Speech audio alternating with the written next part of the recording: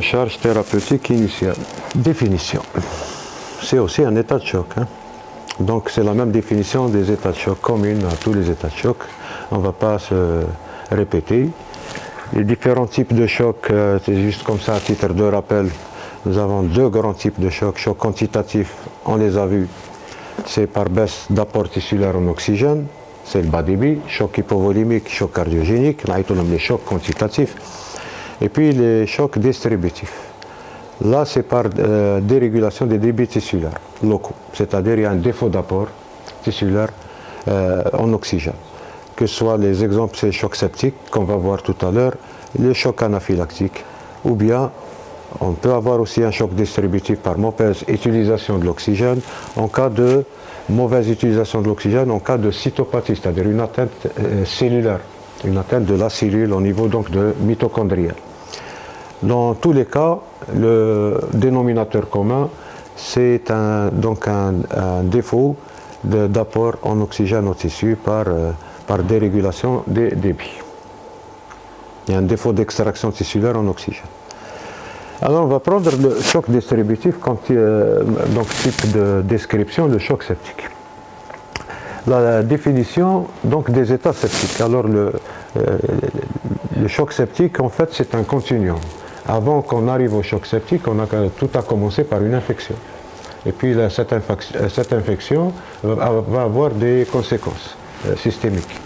Et donc différents stades de gravité de cette infection vont être définis. Ils ont été définis. La première définition en 1992, c'est l'ancienne définition, qui va expliquer les différentes formes d'état septique, les différentes formes de gravité croissante. Ça a été défini en 1992 dans un souci d'homogénéiser et d'unifier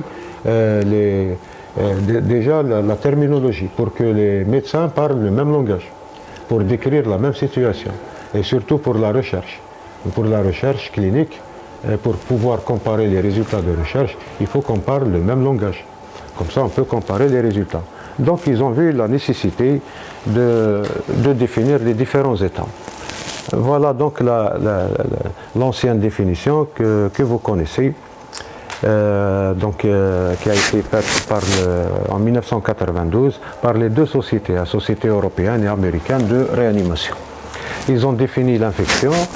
L'infection qui peut causer donc un syndrome inflammatoire réactionnel systémique, ce qu'on appelle le SIRIS, qui nécessite la présence de 2 sur les 4 critères, qui sont l'hyperthermie ou bien l'hypothermie, l'hyperleucocytose ou bien la leucopénie, la polypnée et la tachycardie.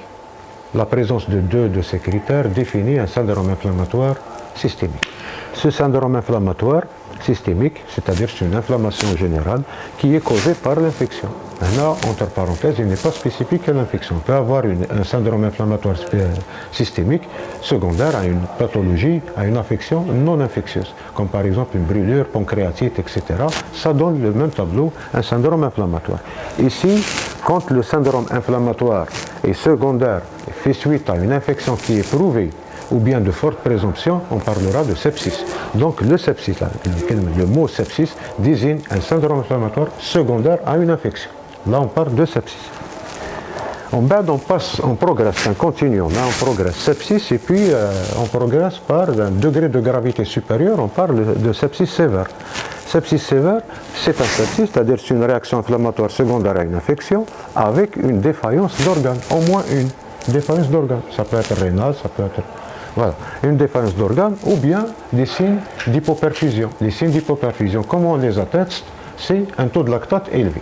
Un taux de lactate élevé, ça veut dire qu'il y a une anaérobiose, donc ça veut dire qu'il y a une hypoperfusion tissulaire. Donc si on est devant un sepsis avec le taux de lactate élevé, ou bien une dysfonction d'organes, ou bien une hypotension, l'hypotension c'est aussi une dysfonction d'organes cardiovasculaires, ou bien une hypotension, sauf qu'ici elle répond au remplissage. Donc une hypotension qui répond au remplissage, c'est un sepsis sévère.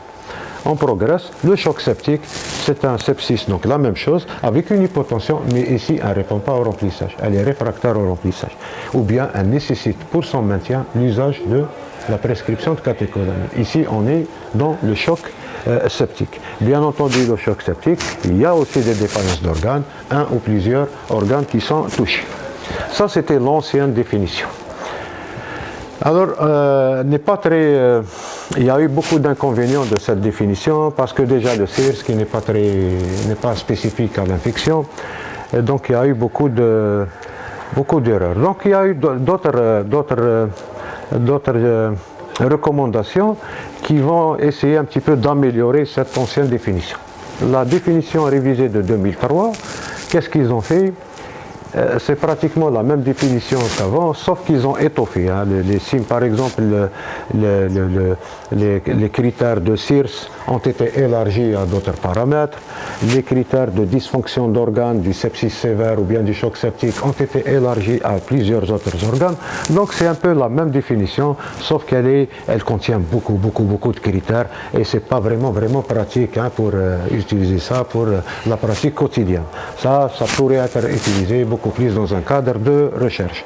On va essayer d'être un peu plus pratique.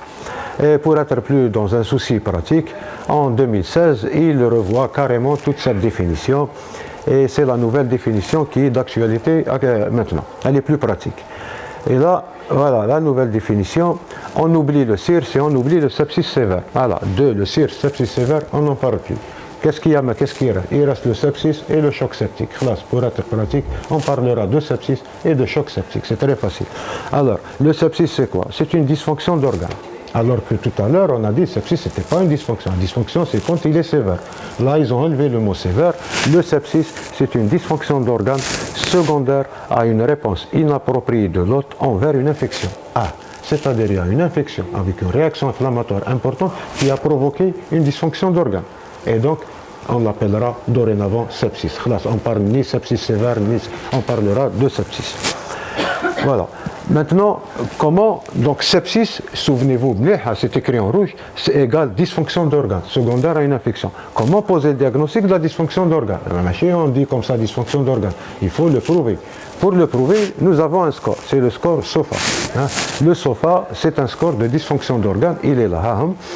Donc nous avons 1, 2, 3, 4, 5, 6 organes. La fonction, donc le poumon, plaquettes c'est l'hématologique, bilirubine c'est le foie, l'hypotension cardiovasculaire, score de Glasgow c'est donc le cerveau, le système nerveux, créatinine donc c'est le rein.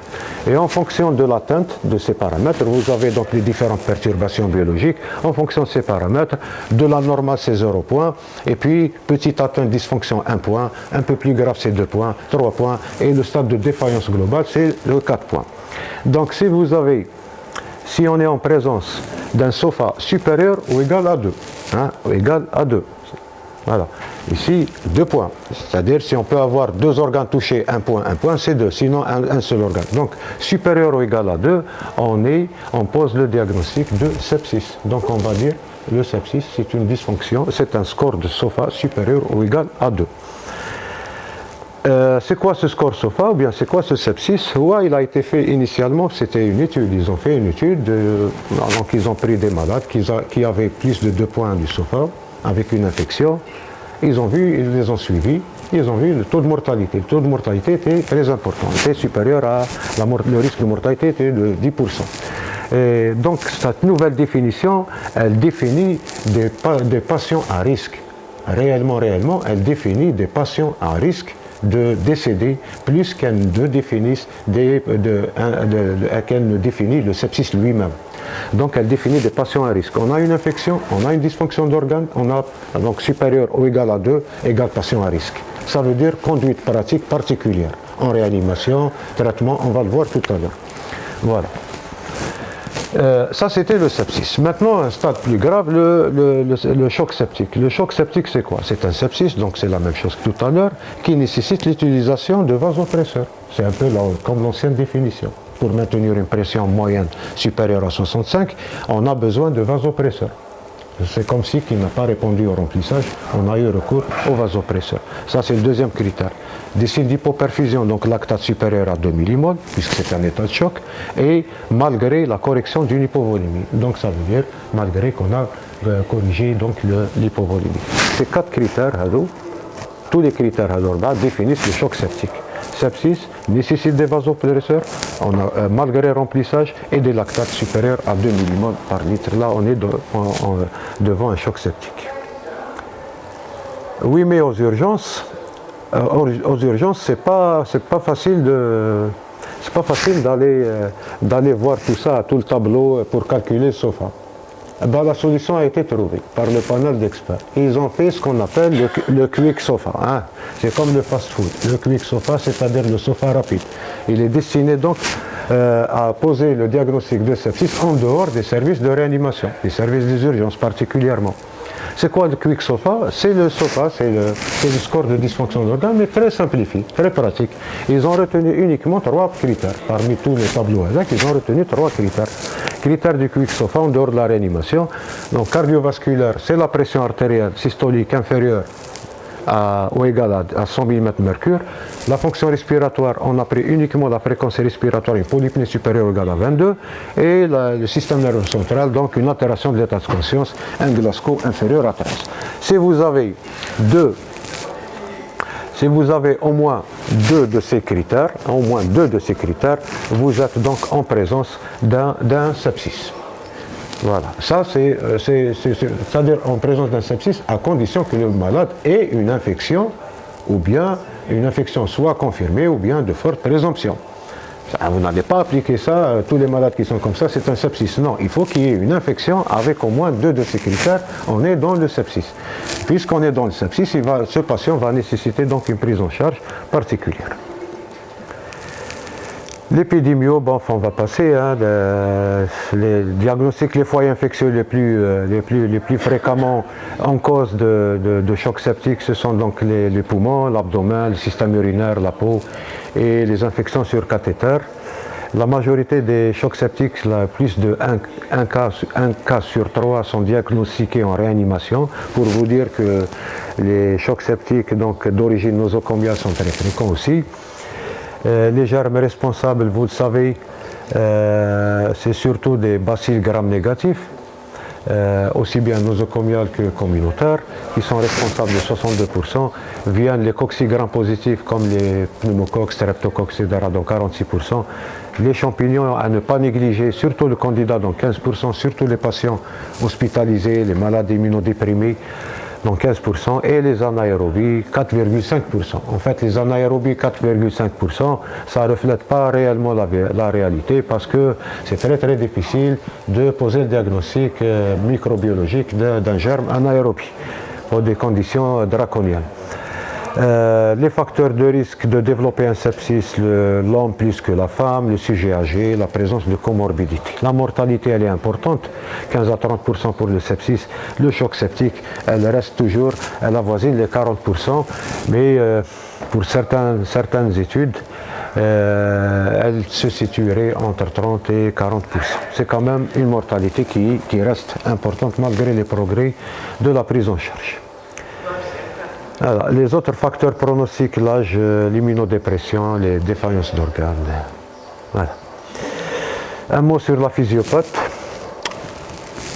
Alors tout se passe au niveau de l'inflammation. C'est-à-dire quand on a une infection, la réaction inflammatoire, elle essaye de circonscrire l'infection, le foyer infectieux, pour laisser place, pour permettre aux cellules immunitaires donc de phagocyter, donc et de nettoyer le foyer infectieux. Dans certaines situations, soit parce que l'inoculum a été très important, soit parce que le sujet a des prédispositions génétiques héréditaires particulières, on ignore. Certains patients débordent, la réaction inflammatoire déborde le cadre local de l'infection. Et elle va aboutir à une cascade inflammatoire générale. Donc à l'origine du syndrome inflammatoire réactionnel systémique. Ça veut dire quoi? Ça veut dire qu'il va y avoir une libération de médiateurs de l'inflammation, donc de plusieurs médiateurs qui vont être responsables de tous les désordres qu'on va voir tout à l'heure. De tous les désordres, aussi bien hémodynamiques, immunitaires, au niveau de l'hémostase, etc. Donc la physiopathie, c'est quoi? C'est l'inflammation qui est générale, donc un orage cytokinique, un orage donc de médiateurs de l'inflammation qui va être responsable de tous les désordres et essentiellement, il va être responsable de la perturbation de la répartition des débits sanguins régionaux. au lieu qu'il y ait, en cas d'état de choc, une vasoconstriction, une vasodilatation par des facteurs locaux pour améliorer et pour augmenter donc l'apport d'oxygène au niveau de certains organes, en cas de choc distributif et de choc septique, cette redistribution loco-régionale est complètement déséquilibrée. Pourquoi? Parce que toutes les conséquences qu'on va voir, les dépôts leucocytaires, la CIVD, donc le microthrombie, etc., tout ça vont faire qu'il y ait un défaut d'extraction d'oxygène à cause donc de cette atteinte endothéliale, atteinte des capillaires avec des microtrombies, ce qui fait qu'il va y avoir un défaut d'extraction tissulaire en oxygène qui va définir et qui fait toute la particularité du choc septique. Voilà. Et conséquence de cet orage cytokinique, la dysfonction vasculaire. C'est la première conséquence donc, de la cascade inflammatoire. La dysfonction vasculaire, donc le point le plus important, c'est ce qu'on va constater, c'est une forte vasodilatation. Une forte vasodilatation qui va être constatée. C'est la principale conséquence vasculaire de l'activation de la réponse inflammatoire. Le monoxyde d'azote joue un rôle décisif. La conséquence de cette vasodilatation, c'est l'hypovolémie relative, parce que le contenant va être augmenté. Donc ça va entraîner une hypovolémie relative. On va avoir aussi une augmentation de la perméabilité capillaire, donc une atteinte directe de la paroi capillaire. Et donc une sortie de liquide du secteur vasculaire vers le secteur interstitiel. La conséquence, c'est une hypovolémie vraie. Donc la vasodilatation, la vasoplégie et l'atteinte de la perméabilité capillaire vont retentir, donc vont avoir comme conséquence une hypovolémie très importante, aussi bien relative qu'absolue. Et puis les microtrombies, la conséquence de la CIVD. Donc la stimulation de l'hémostase va provoquer donc une coagulation intravasculaire disséminée et donc avec formation de microtrombies disséminées et une augmentation de l'adhésion plaquettaire. Les microtrombies, comme conséquence de tout ça, de la vasodilatation, de l'augmentation de la perméabilité des microtrombies, un défaut d'utilisation d'oxygène cellulaire et une défaillance donc d'organes. Voilà un peu, vous voyez depuis tout à l'heure, défaillance d'organes, défaut d'utilisation d'oxygène cellulaire. On n'a pas encore parlé de bas débit, comme les autres états de choc. On n'a pas parlé de bas débit.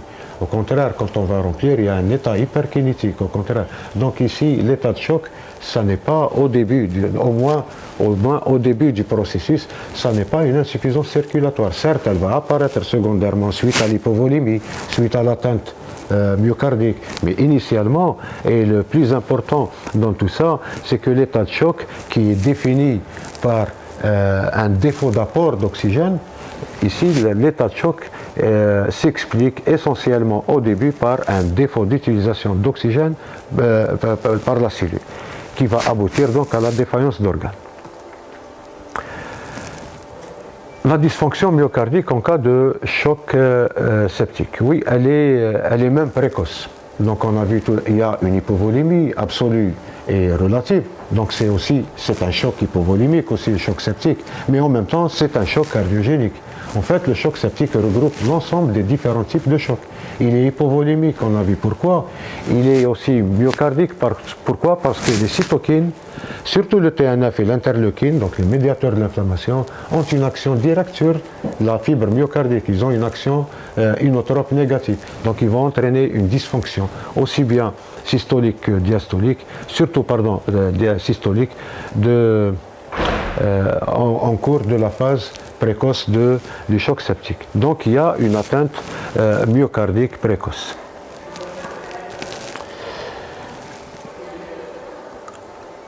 Voilà donc la physiopathie. On a parlé donc de l'inflammation, on a parlé donc des conséquences vasculaires dominées donc par l'hypovolémie, à l'origine du choc hypovolémique entre guillemets. On a parlé du défaut d'extraction tissulaire en oxygène à cause des dépôts de l'adhésion plaquettaire et de la CIVD surtout. Et on a parlé de la dysfonction myocardique qui est aussi associée. Donc tous les types de chocs sont présents ici. On va maintenant, à la lumière de cette brève donc, revue de la physiopathie, on va parler donc de la prise en charge thérapeutique. La prise en charge thérapeutique, elle a été bien codifiée depuis le premier congrès de la Société européenne en 2002. qui a publié donc différentes recommandations de prise en charge des états septiques, ce qu'on appelle la Surviving Sepsis Campaign, c'est-à-dire la campagne survivre au sepsis. Publié en 2004, réactualisé en 2008 et réactualisé une dernière fois en 2012. Sur la base d'une analyse de 15 000 patients et en respectant le protocole, les recommandations qui sont contenues dans cette conférence de consensus, ils ont remarqué que parmi les 15 000 patients, ils ont pu obtenir une réduction de la mortalité de 37 à 31%. C'est-à-dire que ce sont des recommandations fondées. Ce ne sont pas des recommandations théoriques, mais c'est des recommandations fondées sur la base d'une grande étude. Et qui ont donc démontré une réduction de la mortalité de 37 à 31%. Ce qui correspond donc à une baisse de 5,4% en 2 ans. Alors, les recommandations de la survie, c'est quoi? La réanimation initiale.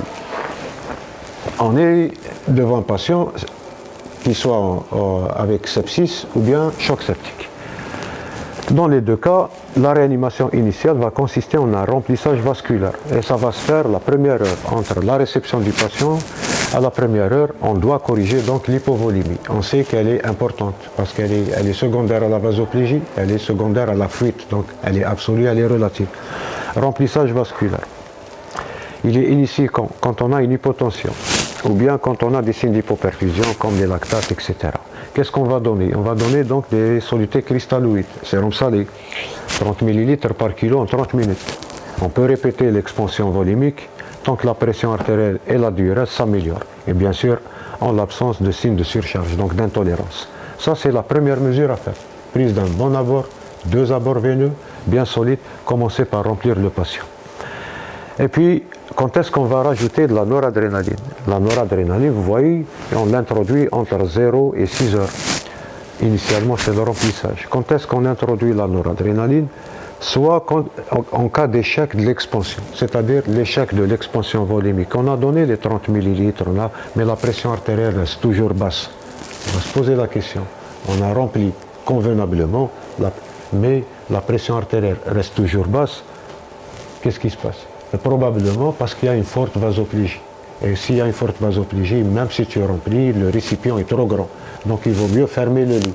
Donc si en cas d'échec d'expansion volumique, la PAM reste toujours basse, inférieure à 65, on va rajouter, en plus du remplissage, de la noradrénaline pour réduire un petit peu cette vasoplégie et réduire donc l'hypovolémie relative.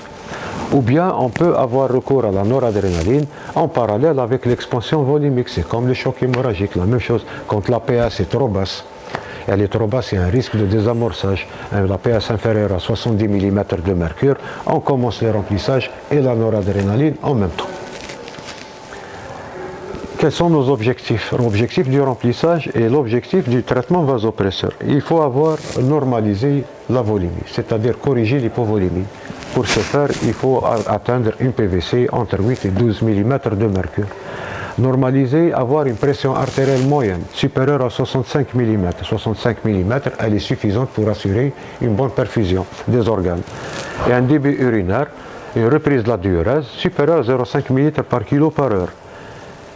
Bon, pour la saturation veineuse centrale en oxygène est réservée aux patients chez qui on a pris un cathéter veineux central. Un cathéter veineux central va faire un prélèvement au niveau du cathéter, on fera des gaz du sang. Et on chauffe la saturation de ce sang veineux central. L'objectif, c'est d'obtenir une saturation veineuse supérieure ou égale à 70%. Pourquoi? Parce que l'extraction tissulaire au niveau de la partie basse, elle est de à peu près 30%. 30% d'extraction tissulaire, c'est-à-dire le sang artériel, il arrive 100%, bien oxygéné, il y a une extraction tissulaire bien utilisée, le sang veineux qui sort, il sort à 70%.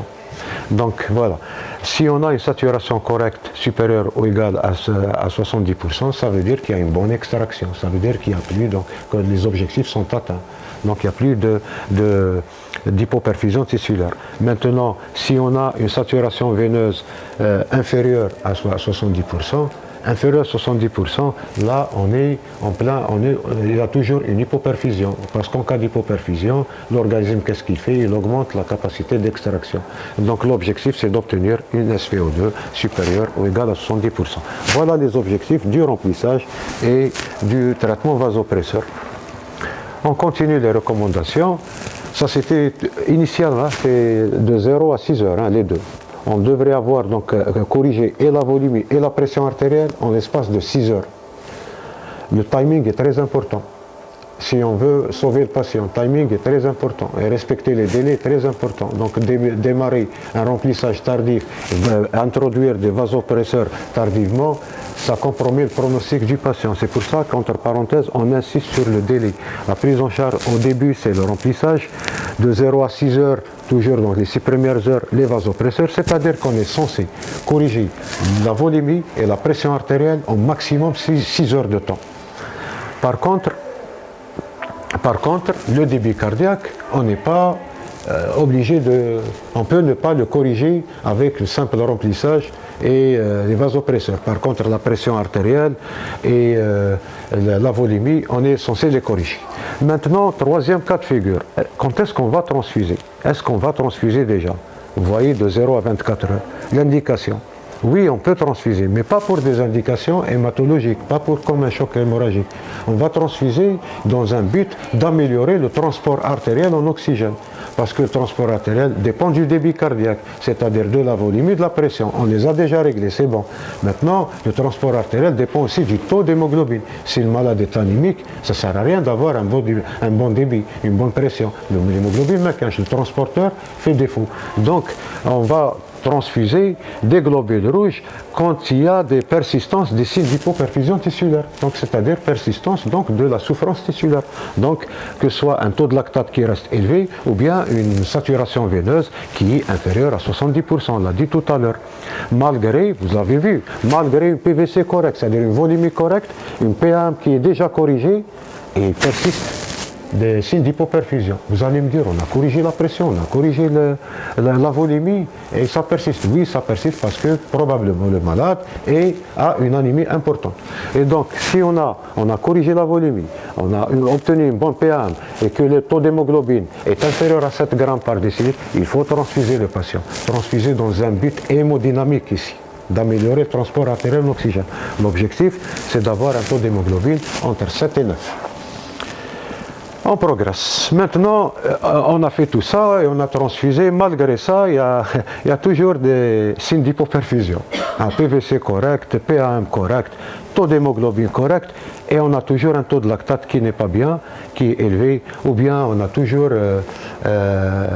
une saturation veineuse en oxygène qui est inférieure à 70%, ou bien à l'écho, on a des signes donc de pressions de remplissage élevées. Ici, tout simplement, qu'est-ce qui reste? On a tout corrigé, pour améliorer le transport artériel en oxygène. On a amélioré la volémie, on a amélioré donc on a corrigé l'anémie, on a corrigé la pression. Qu'est-ce qui reste? Il reste donc le débit. Qu'est-ce qui reste? Donc le débit cardiaque, donc la fonction cardiaque, l'inotropisme, c'est ce qui reste. Et donc là, c'est indication de la dobutamine. Probablement, le patient, il a une dysfonction myocardique associée, qu'on a démasquée. En corrigeant tout ça, persistance des signes d'hypoperfusion, on a démasqué une dysfonction myocardique. Et on l'a vu tout à l'heure que la physiopathe, elle existe, le choc septique, elle est même précoce.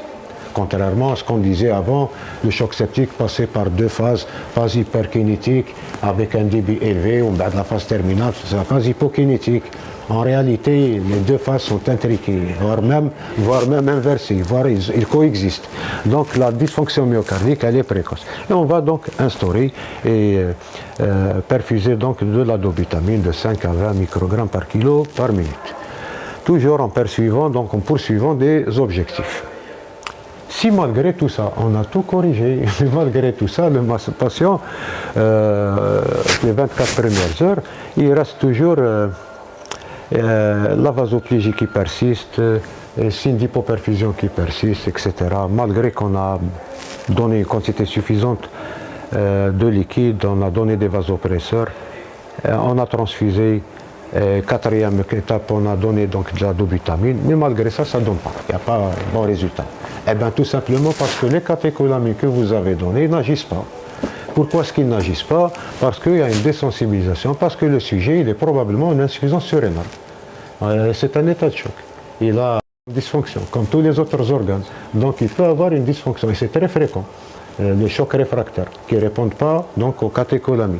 Ça peut être une insuffisance surrénalienne, rentrant dans le cadre d'une dysfonction d'organes banal. Cette insuffisance surrénale, comme vous savez, le cortisol, les corticoïdes, c'est l'hormone de stress par excellence. Quand je dis hormone de stress, c'est-à-dire c'est grâce au cortisol naturel que nos catécholamines agissent. Parce que déjà les récepteurs, ils sont sensibilisés par le cortisol. Alors s'il y a une insuffisance surrénalienne, forcément les catécholamines que vous avez données n'agissent pas. Donc, on a indication donc, à une corticothérapie. Vous voyez, c'est au bout de la chaîne, à la fin. Indication à corticothérapie. Sans dosage de cortisol. Avant on les dosait, maintenant on ne dose plus parce qu'on sait que ça existe. On ne dose plus le cortisol pour décider est-ce qu'il faut donner ou pas. Ça prend beaucoup de temps, donc on est précis. C'est urgent. Donc qu'est-ce qu'on fait? En cas donc de persistance vasopilite, PM qui est toujours basse, etc., malgré un remplissage, on introduit de l'hydrocortisone. La dose c'est de 200 mg par jour, qu'on peut donner à raison de 54 fois, ou bien en IV continu, 200 mg en perfusion continue. Et vous allez voir, quand vous allez donner des corticoïdes, vous allez voir, il y a une amélioration hémodynamique. Donc c'est véritablement un traitement hémodynamique. Ce n'est pas un traitement substitutif hormonal. Et donc l'objectif c'est quoi? C'est l'amélioration hémodynamique.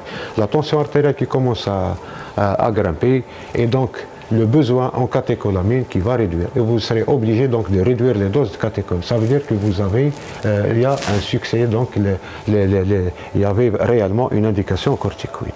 Maintenant, ça peut ne pas donner de bons résultats. Ça peut être donc un échec. Maintenant, s'il n'y a pas de réponse, on fera un sevrage progressif. Et puis, on passera à l'adrénaline.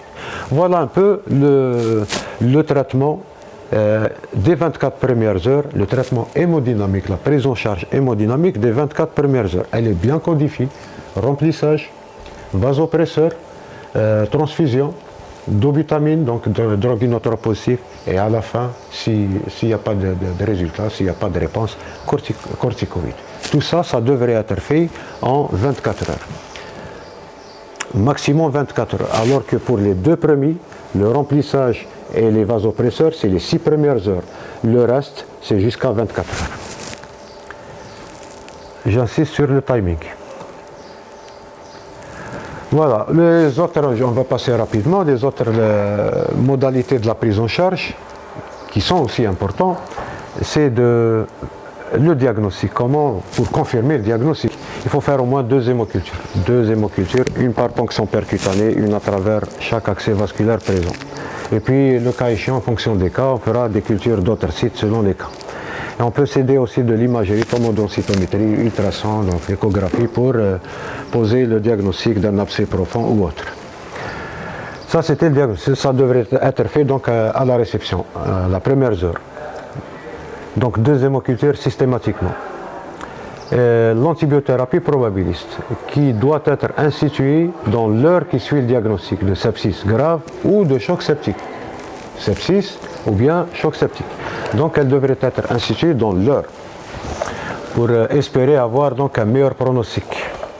Là, c'est des règles, là, on administre un ou plusieurs médicaments actifs sur des agents suspectés en fonction de l'infection.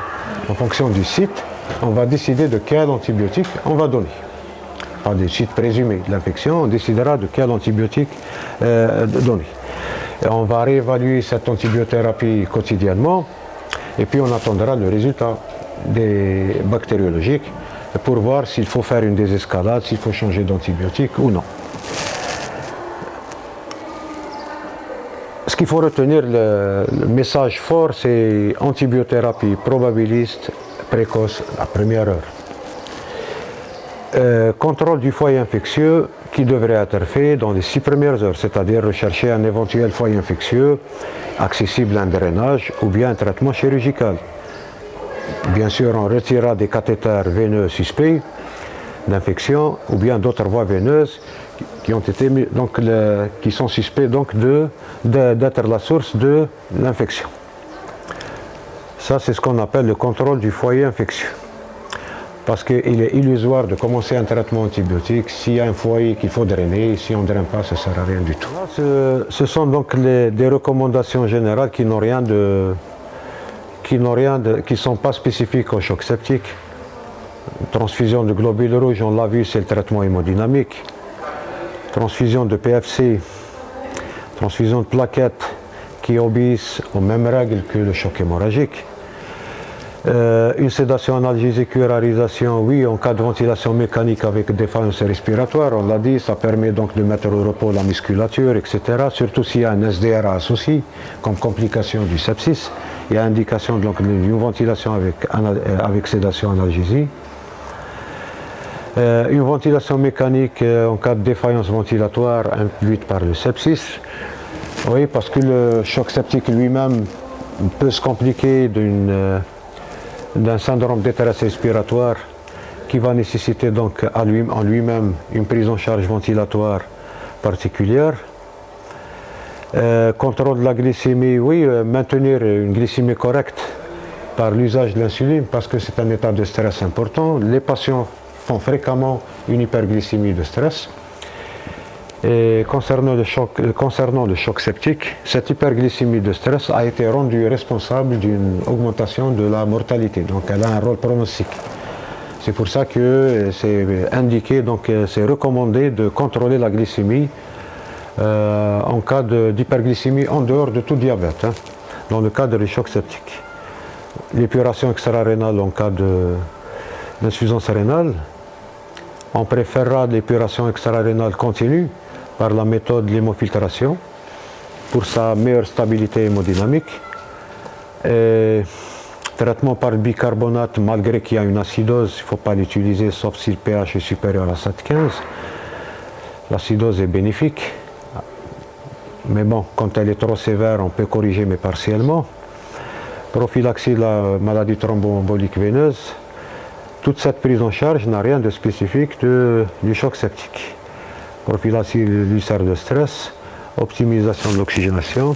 Voilà, tout ça, ce sont des recommandations générales qui sont donc communes à tous les états de choc.